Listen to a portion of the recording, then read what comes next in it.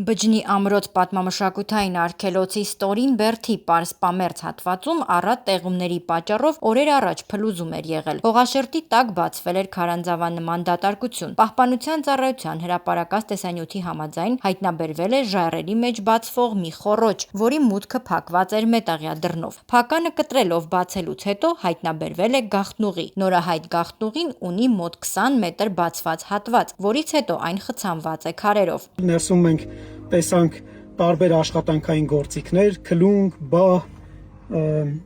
լինգ եւ այդ գործիքներով